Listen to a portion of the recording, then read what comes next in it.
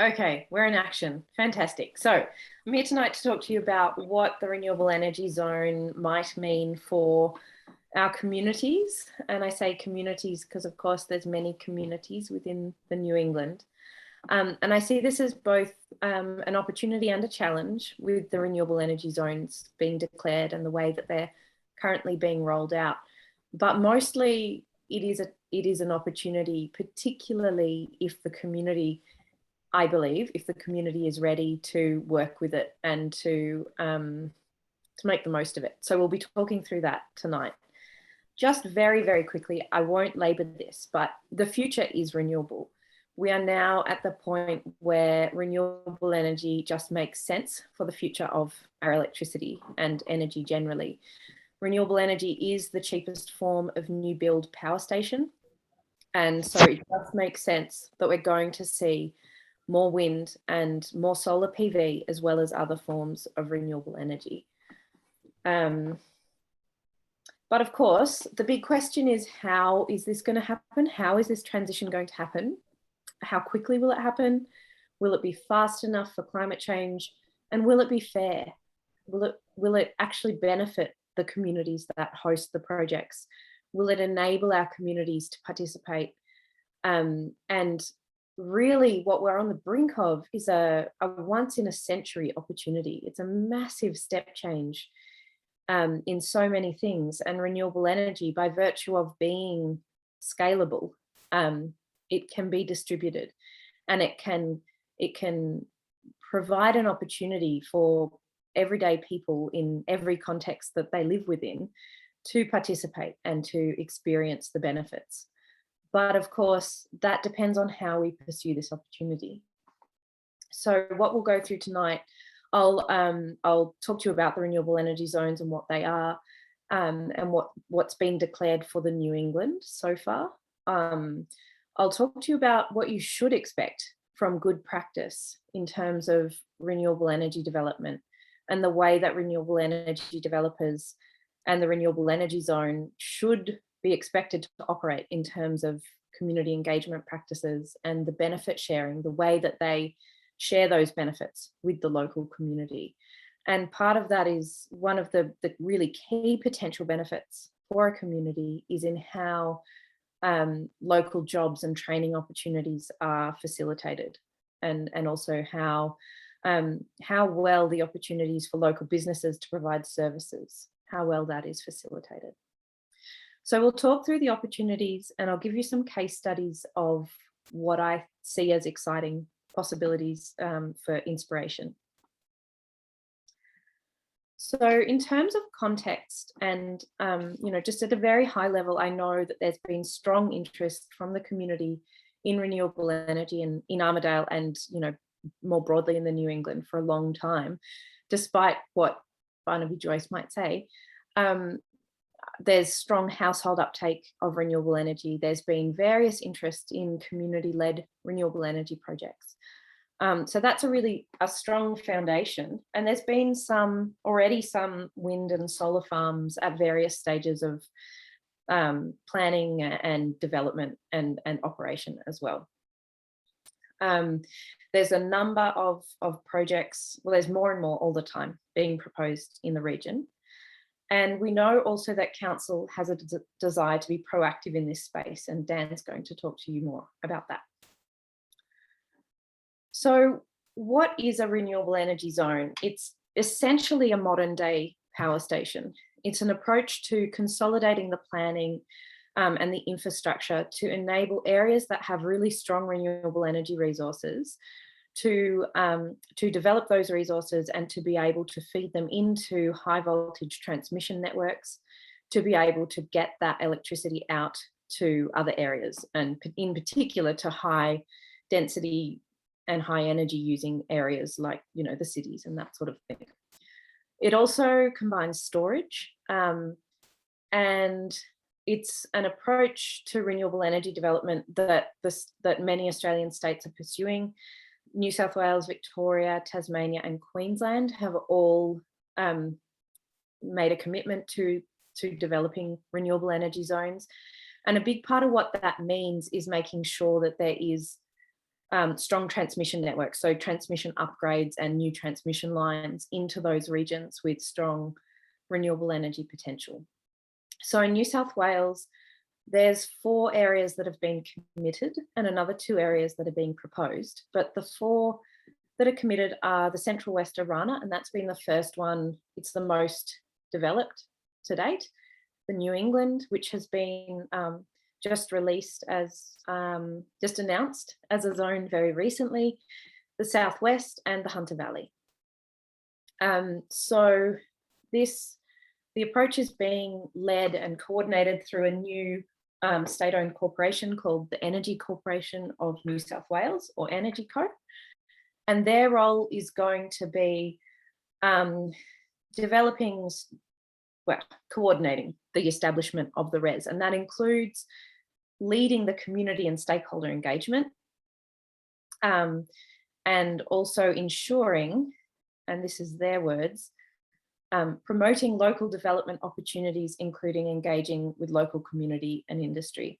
So it's not just a technical process, at least that's the words that we're hearing, that's the commitment that's being made by government, that their establishment of the RES will include an engagement and a social process as well, in terms of bringing people along and getting people on board. That's what we know. That's what they've said so far. So the benefits of this approach are that it's a planned and coordinated way to transition our electricity system to renewable energy. And it aligns those areas, it makes sure that there's an alignment between renewable energy generation and the transmission network and the electricity demand in the electricity market. So in terms of a state role for planning a stable electricity supply, it's a good approach. It mostly facilitates large scale developments. It's all about big projects connecting into the transmission network, which is high voltage. And really you can only connect into the transmission network if you're a big project, because it's the transformers and everything, it's very expensive to do that. And so as you'll see, that's one of my critiques of this approach, but it is aligned with helping the states meet their renewable energy targets. And of course, even if they don't necessarily say that, that is helping us take action on climate change and helping to provide cheap, reliable and clean electricity, which is great.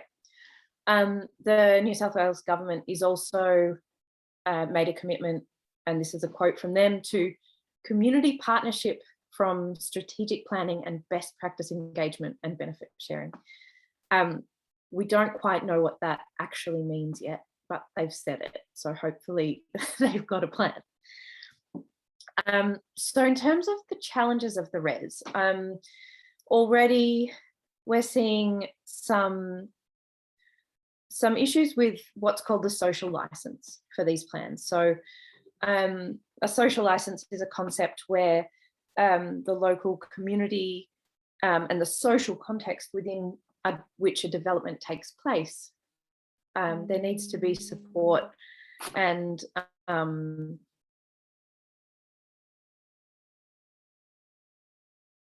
there needs to be support for that proposal in order for it to be viable. You know, you get a stamp of approval at one point and that's it, off you go. It's an ongoing and dynamic process where the communities have to remain engaged and on board and have a level of acceptance in order for something to succeed.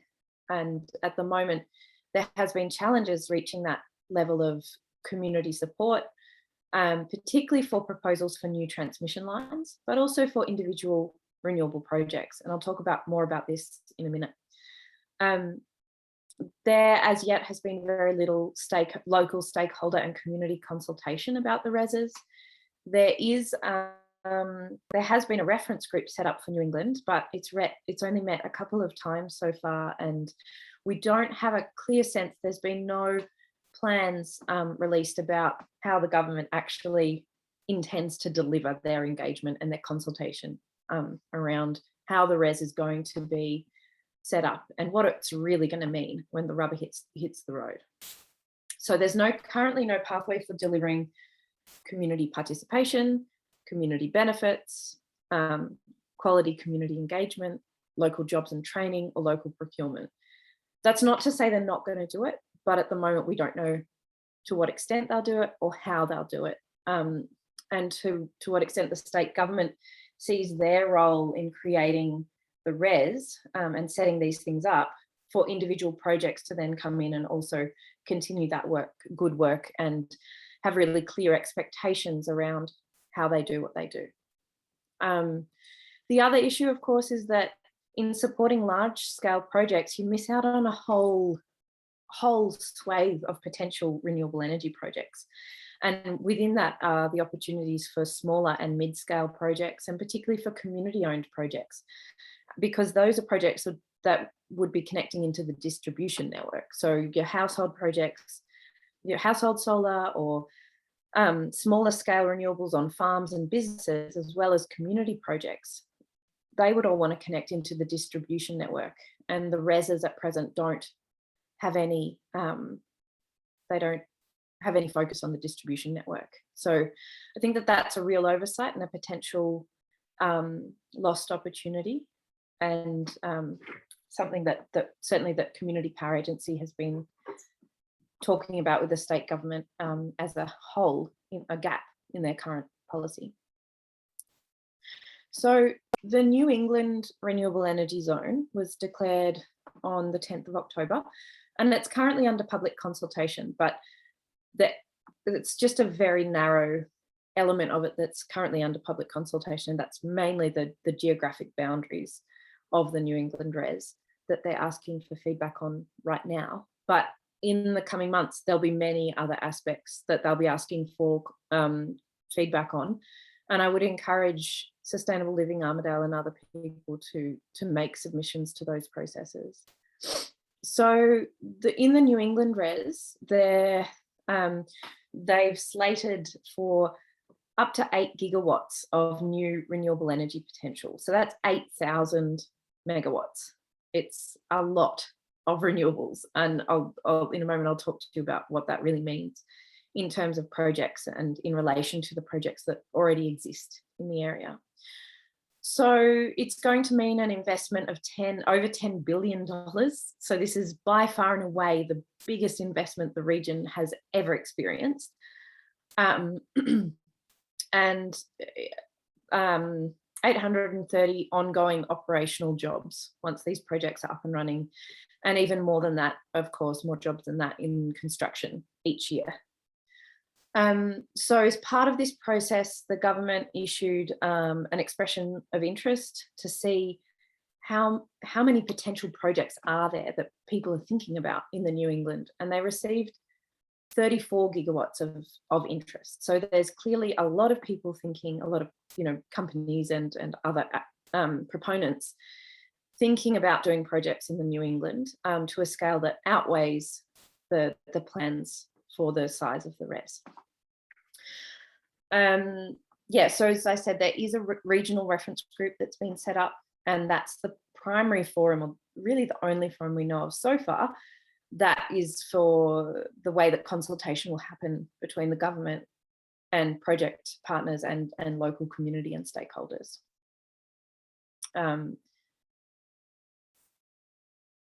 So this is a map of the proposed renewable energy zone. It's this line here, the yellow area in between, and you'll see that Armidale's bang smack in the middle of it there. So within this, there's a 8,000 megawatt target. At the moment in the New England, there's 400 megawatts of wind and solar farms operational. There's another 1,000 megawatts already approved. And then there's 3,000 odd megawatts currently in proposal. So in terms of what this looks like in projects, these are the ones, the 164 megawatts that have been approved around Armidale. So here's the Met Solar Farm, Olive Grove Solar Farm, Armidale Solar Farm, the University Solar Farm, and the Gyra Solar Farm. Lots of solar going on. And these are the proposed, so 755 megawatts of proposed wind and solar farms in the area. So lots of activity going on.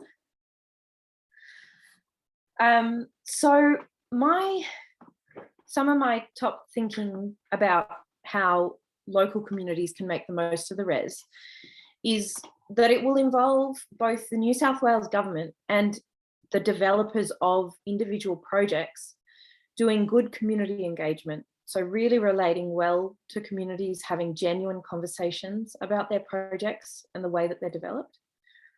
Having good and coordinated industry preparedness and training. So making sure that our local training institutions are teaching the right thing and preparing our people the right ways to be able to make the most of the jobs that will be on offer.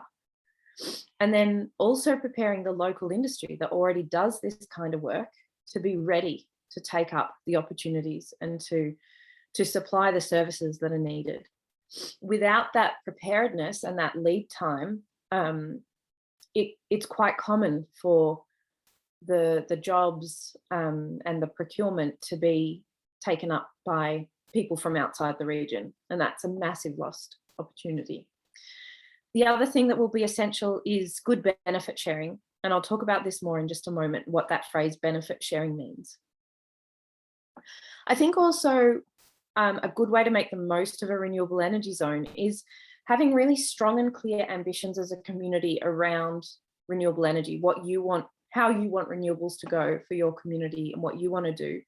Because then individual developers who are looking for a way to relate to the community and to share the benefits, they can sort of plug into something, they can plug into some momentum, and that can provide a conduit for establishing good relationships and understanding the local community.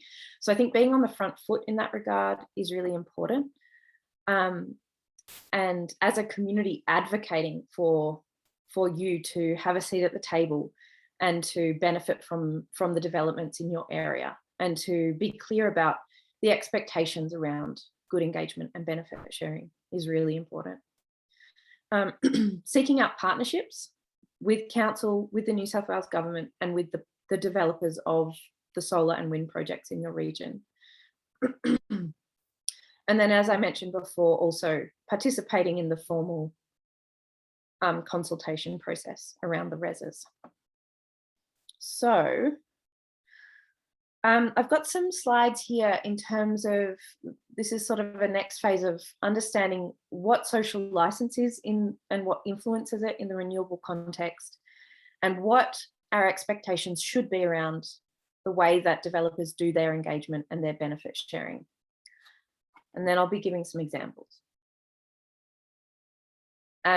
So social license, it's really interesting because there might be really high levels of support for renewable energy generally, but that doesn't mean there'll necessarily be strong support for individual projects, because our support for specific projects when they come into our region, it's contingent on how that project behaves, of course. It's contingent on how that project is developed. So what's the process they've gone through in terms of their engagement and building their relationships and trust with the local community? And also what's people's expectations and experience of the outcomes of that project and the impacts of that project. So, so people will support a project when they feel the process has been good and fair, and when the outcomes are reasonable and fair, and the impacts are reasonable and fair. So in terms of community engagement, this of course relates to a whole range of activities that a developer will do to interact with the local community, to inform them about the project, to seek input and feedback, and ideally also to collaborate with the local community on aspects of the project, and to allow opportunities for people to get involved. So it includes a whole range of techniques that might be one-on-one or group-based or based on communication, as well as on having conversations and two-way input and dialogue. But what's really important in terms of best practice is that through the community engagement process, the developer seeks to build trust and relationships with the local community, and that they have some locally based long-term staff that can really carry that trust and those relationships. And that there's opportunities for the local community to provide feedback into decisions, and that feedback not only is considered and processed and taken on board, but also that the developer will report back and let the community know how they've responded to the feedback that they've heard. And it's important that engagement starts from the early planning phase and allows for genuine opportunities for that input to shape the project, and that it's diverse and provides us like a variety of streams for people to be able to participate. Not everyone is online. Not everyone is confident speaking up at a public forum. So you need a diversity of techniques that are going to reach out to different people. But the goal really is to build up lots of points of connection and relationship between the local community and the project. And really importantly, it's super important that the developer really focuses on and makes sure there's good relationships with the neighborhood of people around the project. So sometimes they focus just on the people who are hosting the project, the landowners who are hosting the actual technology. But it's really important to engage with the broader neighborhood and the broader community around a project. So these are the types of things that if a developer is doing their job well, this is what you should be seeing.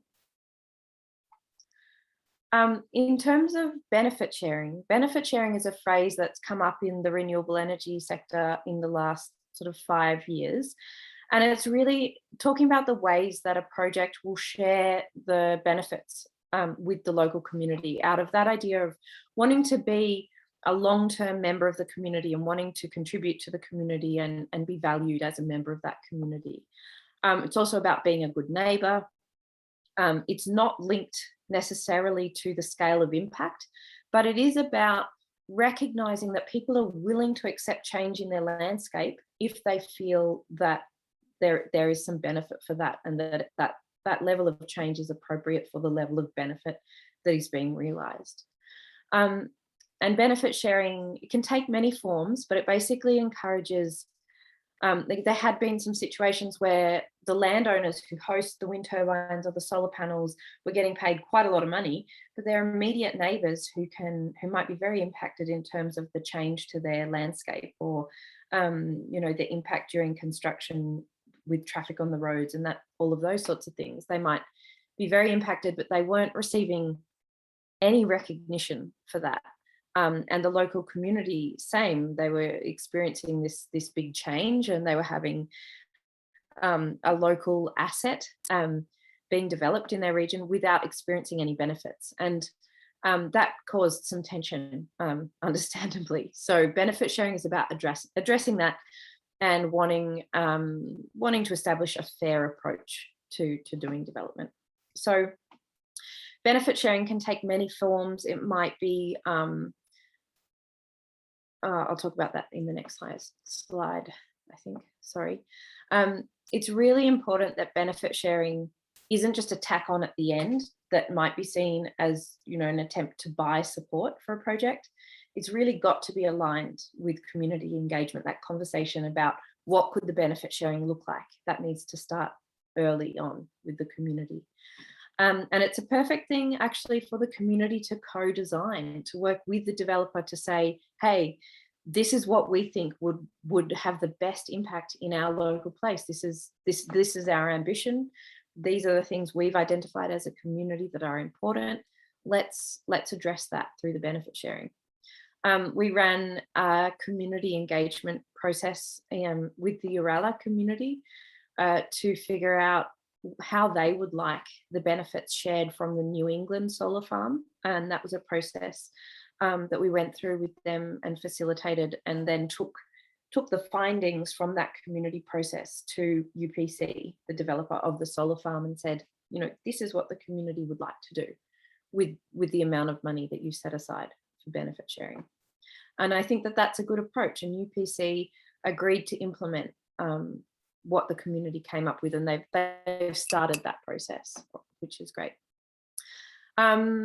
It's great to involve the community in actually making the decisions. Ultimately, once the benefit sharing is set up, making the decisions about where that money goes. And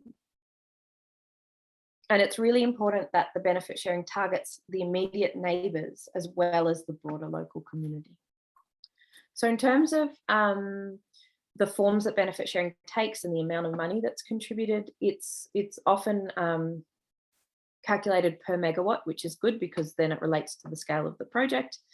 And for wind farms, it's generally about 500 to 1500 per installed megawatt per year.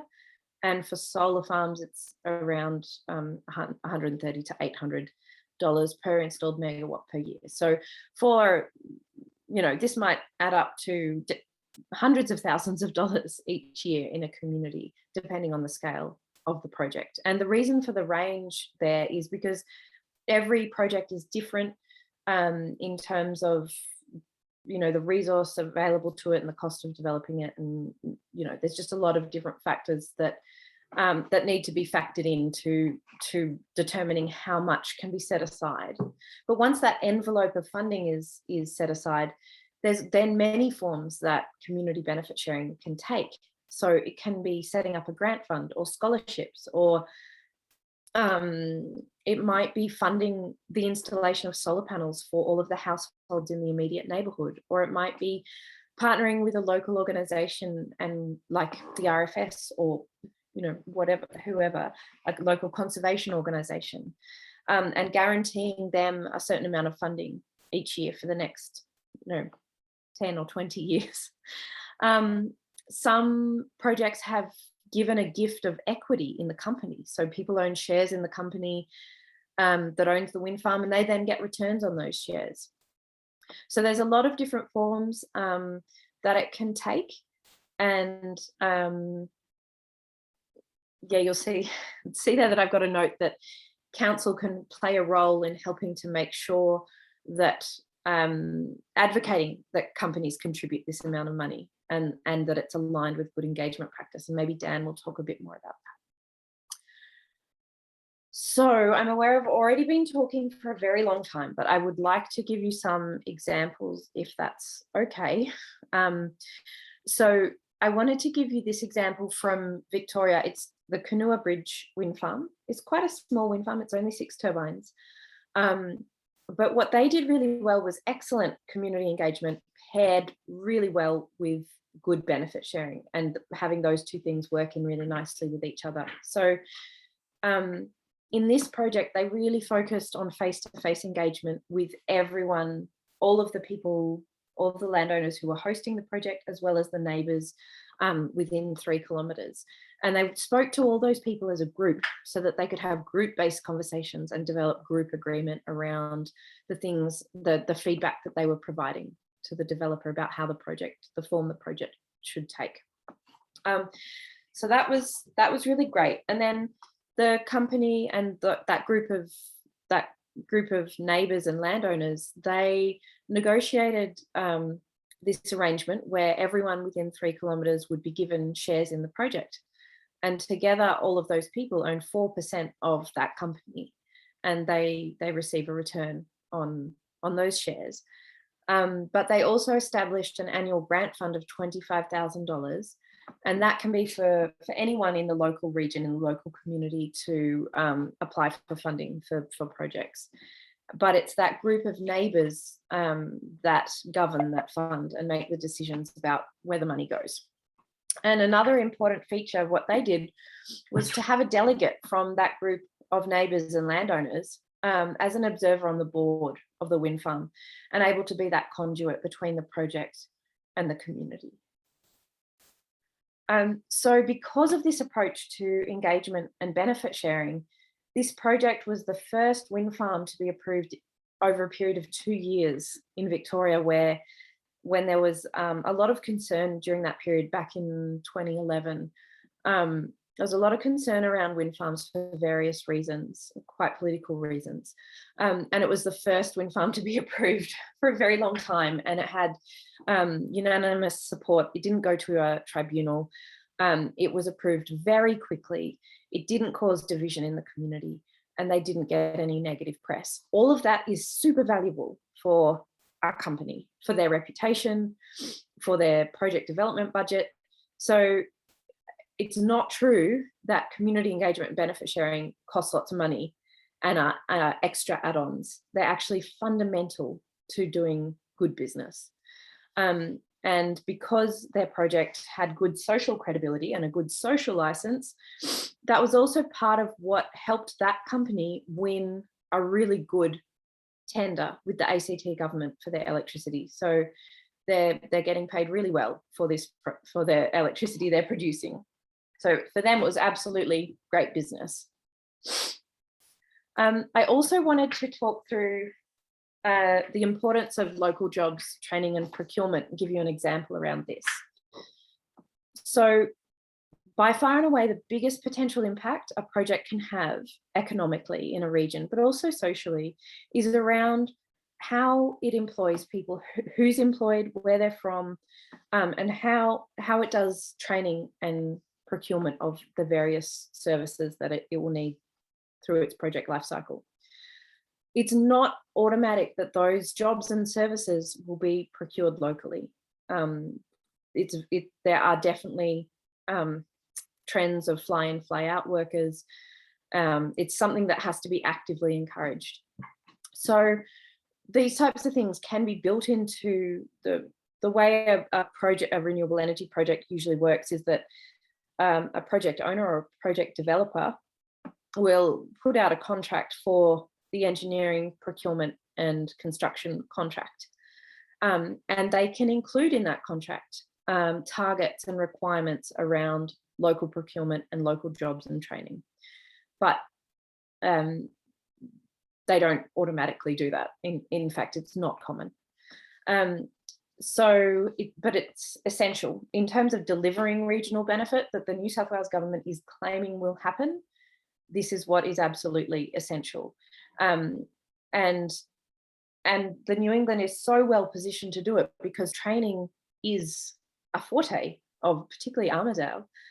It's one of your real strengths. And so it's something that really must be taken up, really needs to be taken up.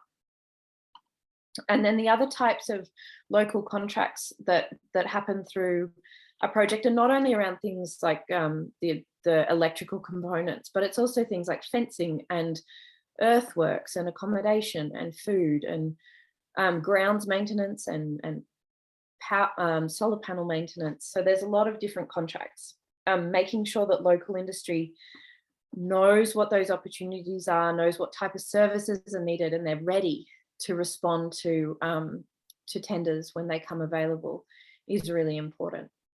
So I'll just give you a quick example of the Caradoc solar farm. This is a solar farm, again in Victoria, 112 megawatts.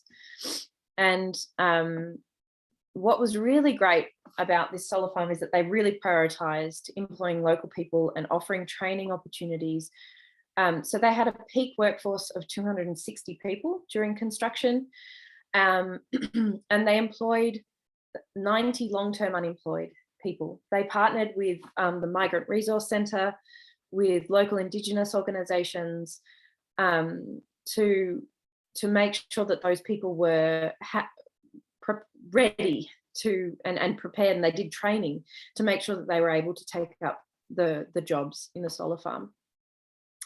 They had 38 Aboriginal people, 12 people on community-based orders, so they worked with the Department of Justice as well, and 14 people from culturally and linguistically diverse communities. And what this meant for the people working on those projects is that it was incredibly empowering. They were taking people from very difficult backgrounds, giving them the training they need, and giving them a job they could be proud about, and that could be a stepping stone into a completely different future for them.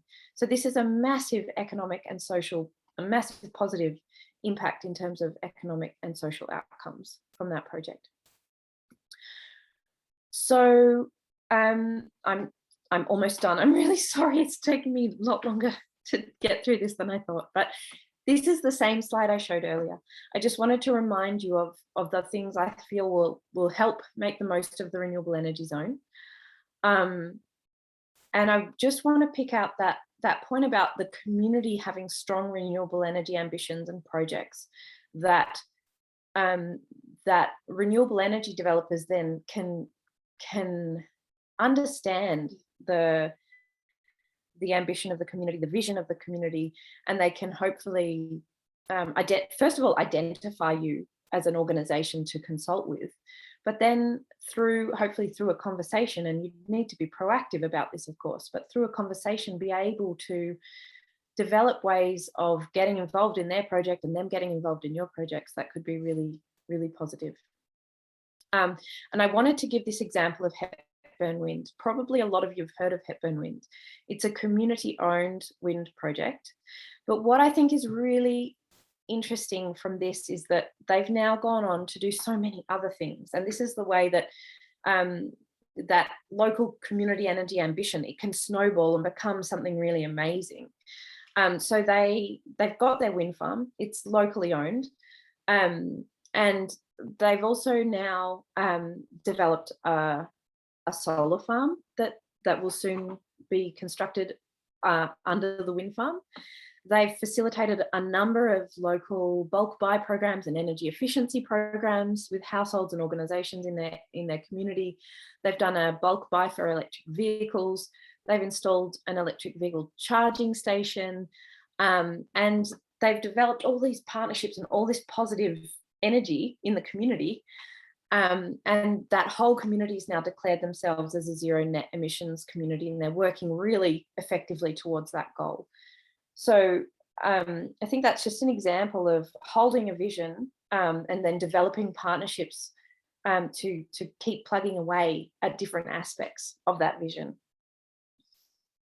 And two of the types of partnerships that you may be able to negotiate with a developer, for example, are co-investment in a corporate project, such as what happened with the Sapphire Wind Farm near Glen Innes, or co-ownership, where the community actually owns a portion of the solar or the wind farm. So they're just two examples of the type of partnerships you could go to a developer with and say, hey, we're keen to do this, we're keen to work with you.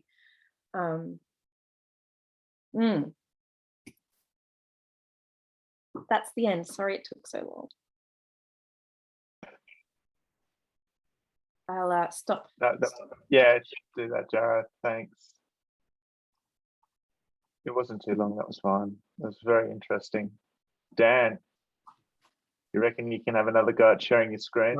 I'm going to give it a go. I'm happy for Jared to take questions, mate, just while I have a go at sharing my screen.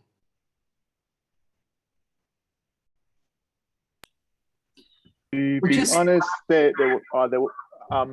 yeah, speak up, people, if you want. Yeah. Well, just while Dan's waiting, I'd just really like to thank Jara so much for that presentation. That was just like, there's so much to learn about this renewable energy zone that we don't know. And it's really, really helpful having your input and advice.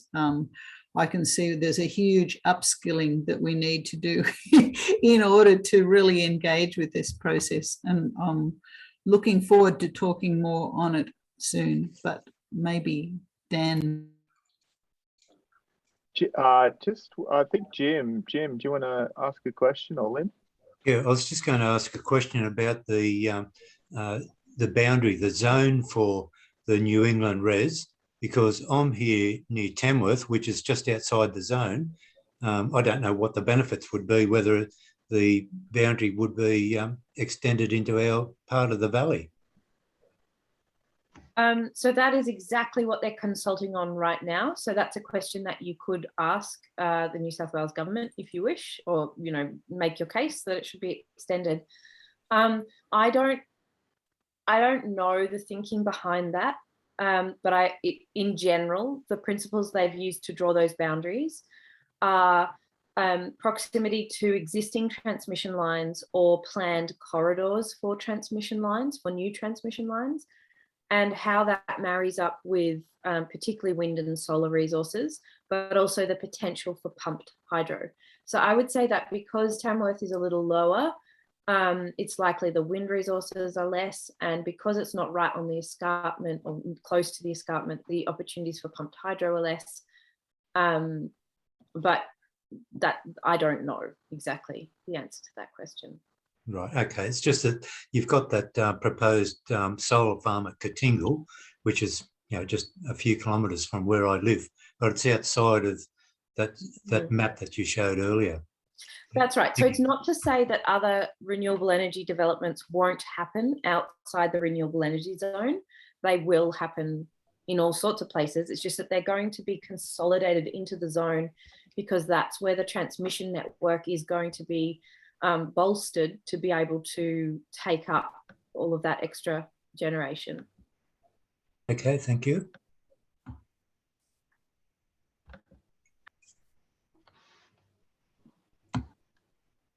This is Liv. I did type a question. I'm not sure what happened after I did that. But my question, Jarrah, is about storage and whether you knew anything about what's proposed as part of the Armidale Res in terms of storage of energy. You did mention something about storage. Thank you. Yes. So in terms of the res at present, there's no, I don't think there's any specific standalone storage proposals, but certain the projects, the solar and wind projects that are already in place and those that are being developed, a lot of them have a storage component, and that's usually a battery. But I know that there is also some ambition to do pumped hydro in the region. So, but I don't know of any proposals that like any specific proposals around that at present. So it's mostly, it's mostly batteries. Pumped hydro sounds exciting. Thank you. Can I just Does mention Kate? Oven Mountain? Kate Boyd, did you have a question? Yes, I was just going to comment on the storage. There is a pumped hydro proposal at Oven Mountain, which is if you go down the big hill to the junction of Georges Creek and the Macleay, there's a big mountain on the other side of the Macleay, and that's Oven Mountain. It's a really solid lump of granite, and there's a private property on the western side of the mountain above the river where someone has been talking about proposing pumped hydro for about 30 years, and he now has people interested in developing the concept, and it's been listed as a critical state infrastructure. They're doing a feasibility study at the moment.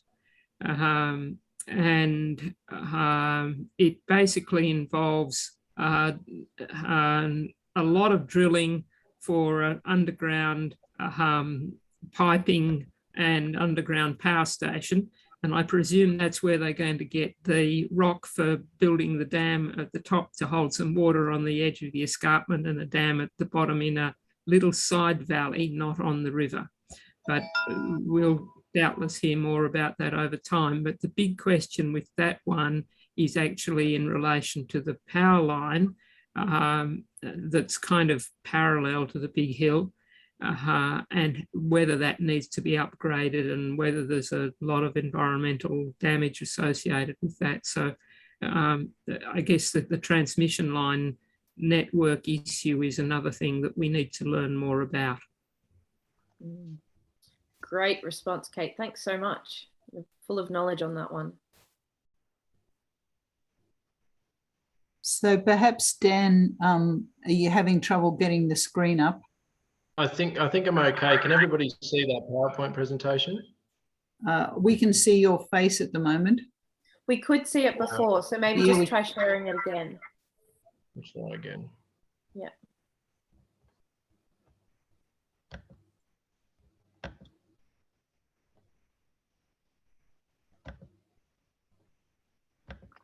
Yeah, green share screen. Got it. How's that? Still on me? No, it's all good. You're good to go, Dan. Okay, thank you. Hello, everybody. My name's Dan Boyce. I've been with council for about 8 weeks, I think it is now. So I joined council from Moree Plains. I was out there working on the Special Activation Precinct, which was a state government-led project that looked at developing an eco-industrial park on the basis of Moree's locational advantages of being one of the most productive agricultural shires in Australia, and its access to rather abundant supplies of groundwater. But I've got to say, when resources are abundant, I can tell you human nature is that we tend to waste them. There's many days that I drove around the streets of Moree when it was 45 degrees and people had their sprinklers on full blast, but that's probably for another time. What I'm here to talk to you about today is Council's community engagement and benefit sharing policy. So about 6 weeks ago, I attended one of the first renewable energy zone reference groups, and we spoke to a number of the state government bureaucrats in relation to a whole raft of things, including potential community benefit sharing. And as Jara sort of touched on before, I think there's quite a clear intention that there will be some form of benefit sharing, but the state government, in my view, has been quite vague in terms of exactly what that will mean. So there was certainly a bit of a policy vacuum at the state level, in my view, and that was sort of why it became quite an urgent need, I think, for council to fill that that policy vacuum. So we reached out to the Community Power Agency and we engaged Jara and her team to work with council to develop a community engagement benefit sharing policy. That involved a workshop with our project control group, and we've essentially now worked together in I think what was a really ambitious time frame, what I think is an excellent policy piece and absolutely essential if the community is going to harness the opportunities of the renewable energy zone. So on the screen at the moment, I've pinched some stuff from Jara's presentation to our project control group. So the policy that will go to council next Wednesday for endorsement for public exhibition has got quite a detailed piece around the principles of good community engagement. And it really sets out our expectations and the expectations of the community in terms of how proponents coming into our local government area will undertake that engagement. And my experience in Moree, and probably more importantly, Narrabri with extractive industry projects, mining and coal seam gas, is oftentimes proponents will see community engagement as a bit of a ticker box exercise, and I've seen what I think are quite good examples of community engagement, and I've seen a lot of examples, probably more than I'd care to recognise, of proponents going through the motions with communities. So we've got some clear expectations there in terms of how we're asking the community to engage with us. I won't read all the slides because I know we're short of time. Another key element of the policy will be what we're suggesting to be a recommended range of contributions from the developer in terms of that benefit sharing. So as Jara touched on, we're using the Clean Energy Council best practice guide, which fortuitously Jara co-authored, as our kind of benchmark in terms of what contributions we think proponents should be making. So as Jara mentioned, that's sort of $500 to $1,500 per megawatt per year for wind, and $130 to $800 per megawatt per year for solar.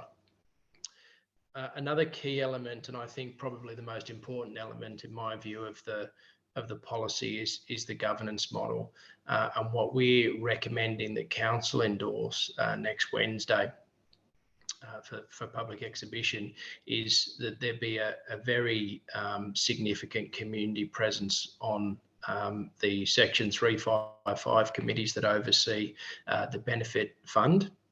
So we're looking at a makeup of 5 community representatives, 1 councillor, 1 council staff member, and then a representative of the proponent with non-voting rights. So they're the key principles of the community engagement and benefit sharing policy. It'll be on the business paper for next Wednesday's council meeting, and council will have the opportunity there to endorse that for public exhibition for a period of 28 days. And this policy piece follows on from our renewable energy zone policy, which is on exhibition at the moment, I think, or it may have concluded, but it is essentially our headline policy. So this is the next piece of work we'll be doing. I just wanted to talk about, I guess, the vehicle for, or the legislative vehicle for capturing the community benefit. It obviously varies by jurisdiction. Jara gave some great examples in other jurisdictions of benefit sharing, but in New South Wales, under the New South Wales planning system, the voluntary planning agreement is really the vehicle for benefit capture or benefit sharing. That's enabled under Section 7.4 of the Environmental Planning and Assessment Act. But as you can see on the screen there, I think the V is the important bit in voluntary planning agreement, because they are entirely voluntary. And so no proponent is ever obligated to enter into a planning agreement or enter into a benefit sharing arrangement with the community or with council. One of the requirements under the Act is that the planning agreements be for a public purpose. And the EPA Act goes into communities on what a public purpose is, and that includes a whole bunch of things like funding community infrastructure, but it can also be for things like conservation or enhancement of the natural environment. So might fund biodiversity enhancement, enhancement of biodiversity corridors, etc. On our books at the moment, we are dealing with, and this will be another report to council for next Wednesday, we're dealing with an offer from the Tilbuster Solar Farm, which would have appeared on Jara's kind of overview of the RES and the project locations. So we had an initial offer from the proponents of Tilbuster Solar Farm for an upfront contribution of around 1.5 million.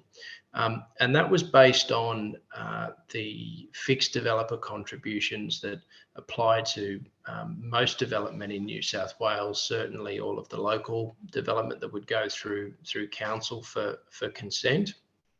And that developer contribution is essentially 1% of the capital investment value of the project, sorry. So with Tilbuster, the capital investment value is around about 150 million. So the lump sum that's been offered as part of a planning agreement to council or to the community via council is a lump sum payment of 1.5 million.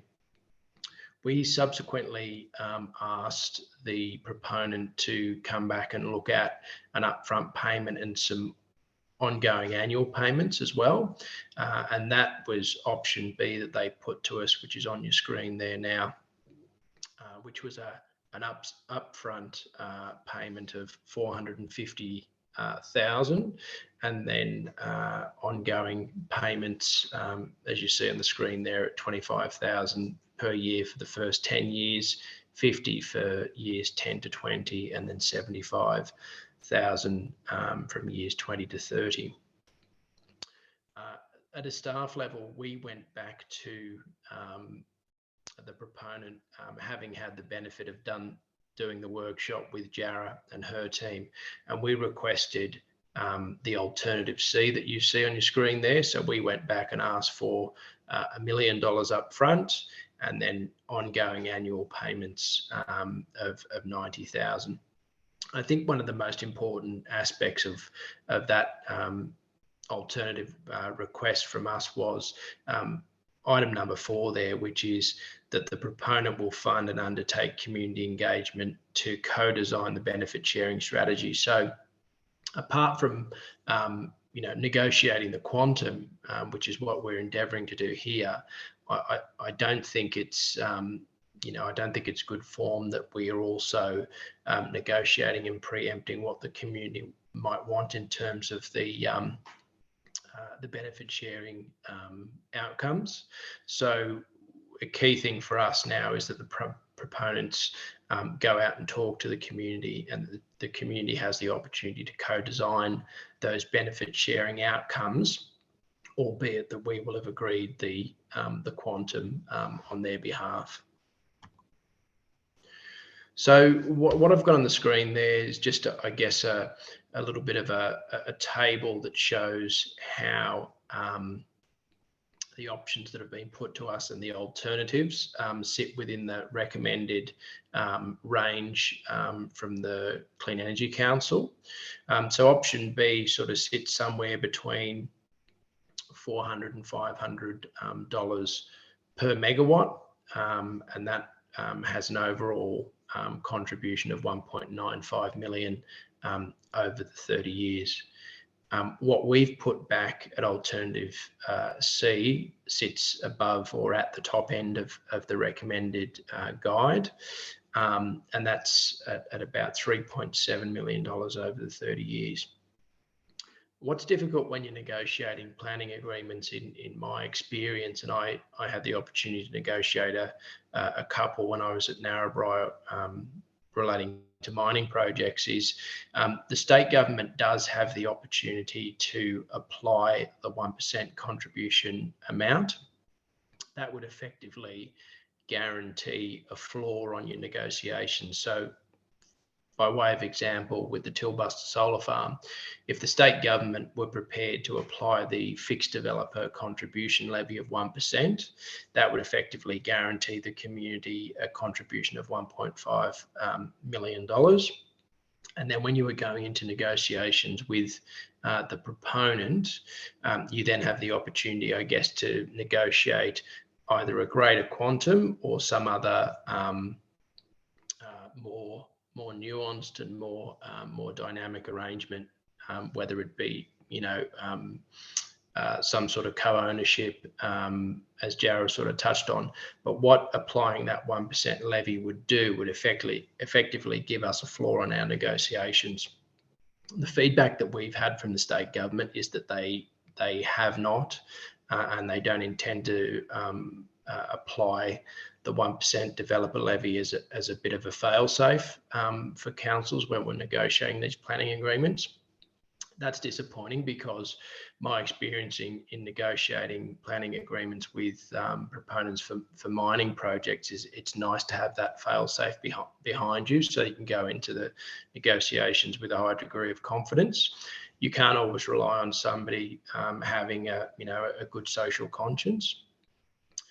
But certainly that's not the approach of the state government at the moment, and that's certainly been the case with the Met Solar Farm, which was approved about 5 years ago, and there was no contribution and there was no planning agreement agreed as part of that project.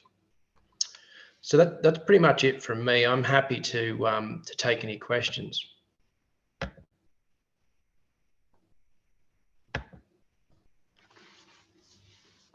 Okay.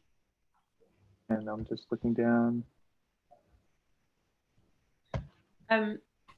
just while we're waiting for the questions to come in, I'll just make a point about the Metz solar farm, that I was speaking today to the community engagement manager of the company that Metz has appointed as their construction company.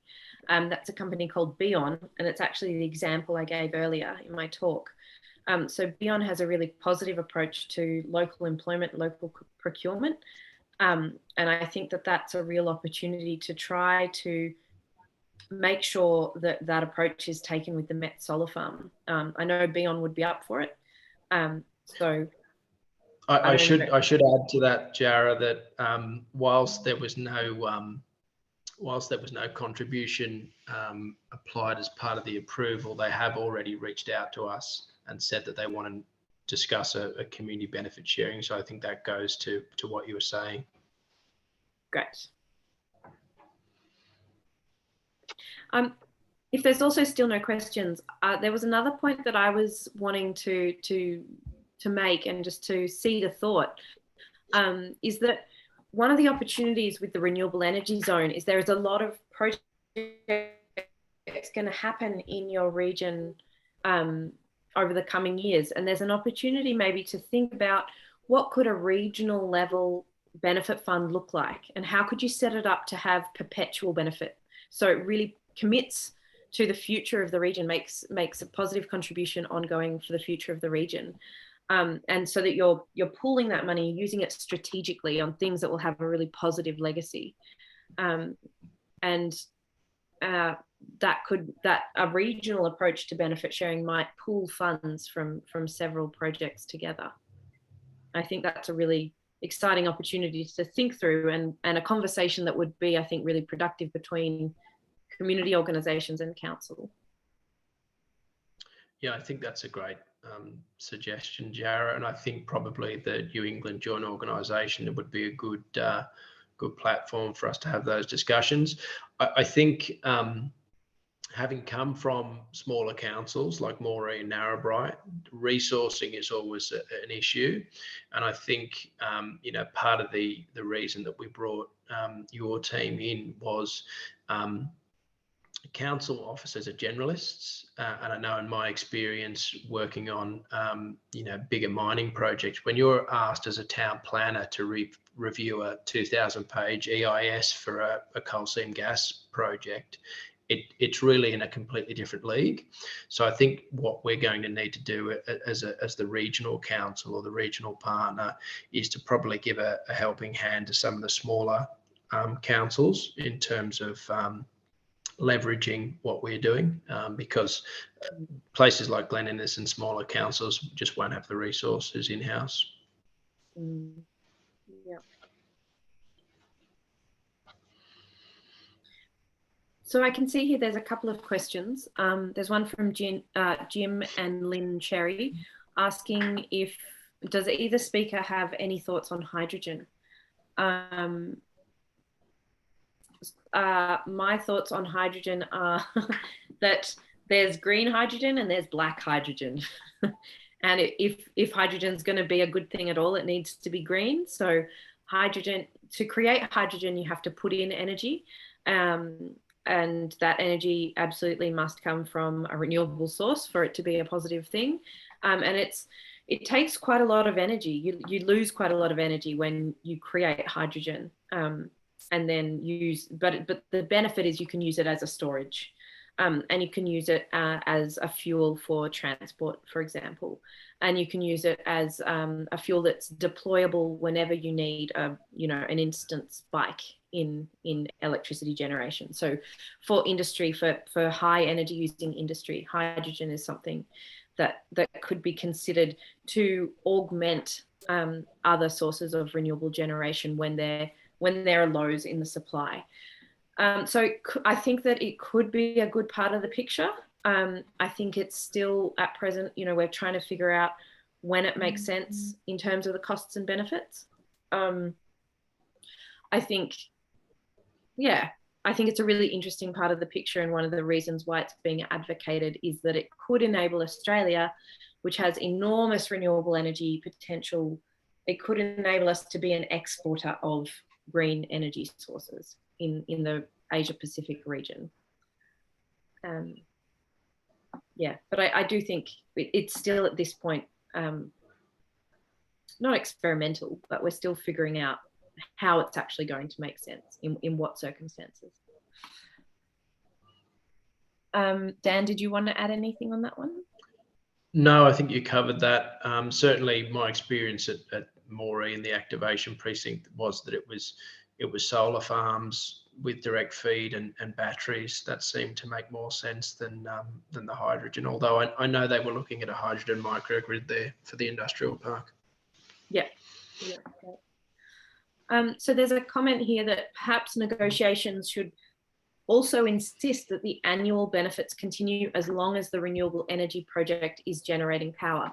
Absolutely, that is always part of the negotiation. But not only that, benefits need to start before construction, because construction of a project, that's the period in a community when there's the biggest disturbance. You know, all of the goods are coming in, the workers are coming and going, there's the most activity.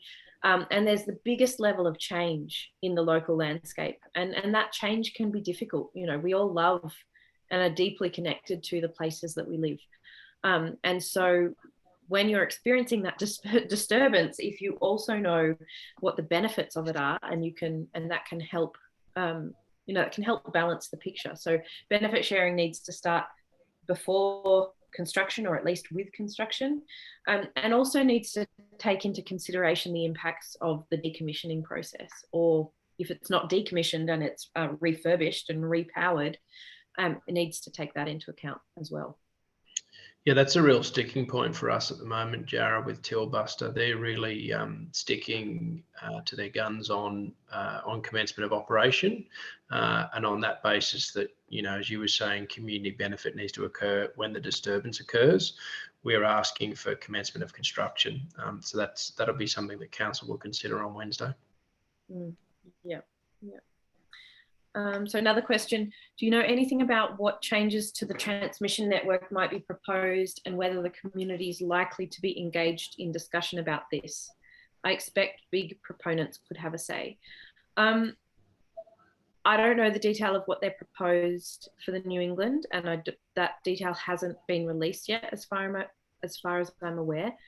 There will be a whole series of consultation papers that, if someone has a lot of time, you could engage with. We've, as a small not-for-profit, found it difficult to keep up with them all for the Arana Renewable Energy Zone. And I expect that a similar process of consultation will happen with the New England Energy Zone, but they're highly technical. I don't think they've done a good job of making that feedback process accessible for community members.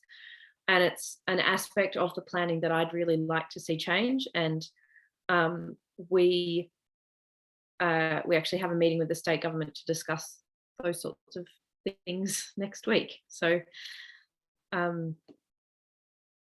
yeah, I can't really answer your question very well. I'm sorry, Kate.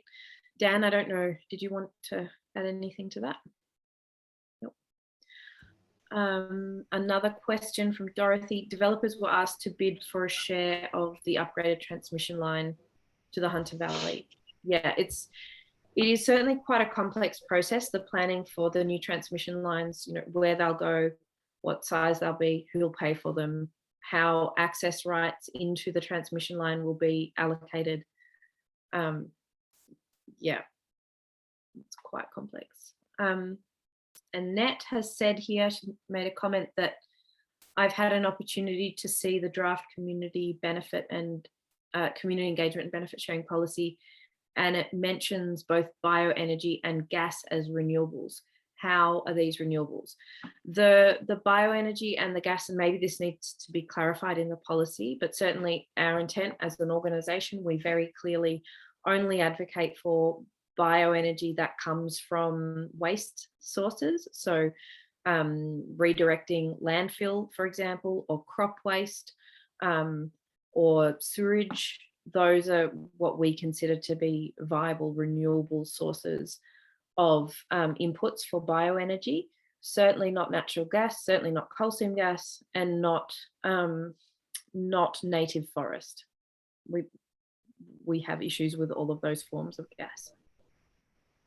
Yeah. So there are some, from our perspective, and Dan will probably see this very differently, but from our perspective, bioenergy is one of those things, can have lots of different sources. Some of them I would consider renewable, and some of them I wouldn't.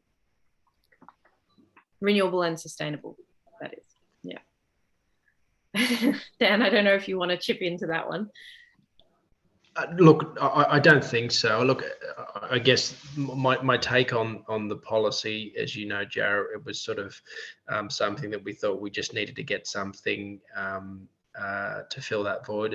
And I'm certainly not suggesting that it's perfect. So we'll take feedback and we can certainly refine it and clarify that.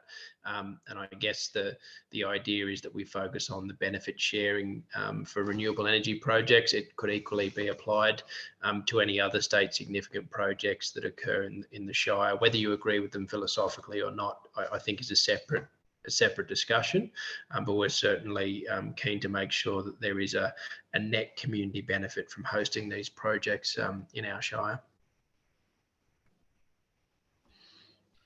Okay, another question here from Kate. Do any renewable energy projects propose how they can enable what they build to be removed when it is no longer required to generate on the land? Mining companies have to put aside some funds for repairing in some way what the mess they create. Fortunately, renewable energy is less destructive, so they wouldn't have to put aside a lot of money to do it well. I don't actually know the legislative requirements around this. Dan, do you know? Look, I think it's a great parallel to draw between mining. That's what I know, having worked in Narrabri for 4 years. And yeah, mining projects require a mine closure plan. That needs to be signed off. And I think the same principles can be applied for decommissioning of renewable energy projects. And certainly I think as a council, that's what we need to be advocating for, a whole of life assessment, and for a robust process around decommissioning as well. And that's certainly something that a couple of the councillors have raised with me. So when we have the opportunity to comment on the environmental impact statement for these projects, that's certainly one of our key criteria. Yeah, and I will just say with decommissioning processes for solar and wind farms, the assets themselves have value for recycling. So the wind towers are steel, is highly valuable. The racking system for solar is often steel. And so there's high value in recycling those components. The panels themselves vary a lot in terms of their recyclability. Unfortunately, at present, it's not something the industry is doing particularly well, and quite a lot of them are going to landfill, and that is an issue that we need to address. But I think we're getting better at, the industry is getting better at producing panels that can be recycled. And that's one of the big differences when you're choosing between what panels to install is end of life options. That's what I'd say there. Okay, so there's a few comments and questions to keep up with. Are there any examples of projects, particularly solar, which make allowances for wildlife corridors? Yes, I know a lot of projects that have modified their plans to make allowances for wildlife corridors and to avoid areas that are have sensitive wildlife. I think generally this is something that is dealt with in the environmental impact assessment process through the development approval, and it would in part be reliant on the developer working with consultants who make good proposals for how those the wildlife can be accommodated within the project. But I've certainly seen good examples of it. Dan, I don't know do you want to add anything there? I haven't come across anything like that. Okay. I came across a really great project. I did some work with them in South Australia, where the project had originally proposed a whole section in an area that they found to have a pygmy blue-tongued lizard. And they ended up removing all of their proposed infrastructure from that area and actually funding for that area to be fenced and have bush regeneration done to improve and extend the area for that, because I think it's a threatened species or an endangered species. So part of what that project was able to do in terms of its benefit sharing was to pay for that habitat to be enhanced and improved and protected. How are people Ian? feeling? Just yeah,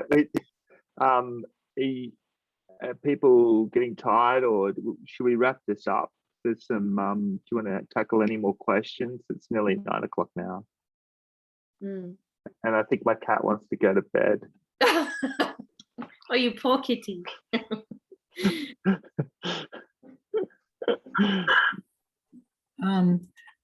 Talk Maybe- now or forever hold your peace.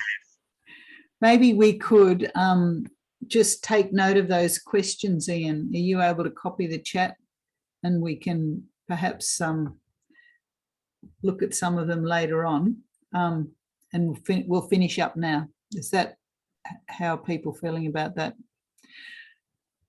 Okay. I want to say thank you very much to Jara and Dan for a really informative and interesting presentation. It's just really, there's so much information there. I think it's a huge challenge to the community to try to step up to meet this, because it's not something that we've really done before. And I can see it involves a lot of time and thought. I had a look at a couple of the EISs and just went, oh gosh, so much time needed to actually get into this. But I can also see the potential for good things to happen. I did speak to one of the solar proposals, and it was good to get to speak to someone directly. He talked to me about how they changed the plan as a result of community input. And so there's potential in that. I saw, well, with the Mets one where, yeah, I think that there's potential to get them to put money into offset vegetation clearing, which might be single paddock trees.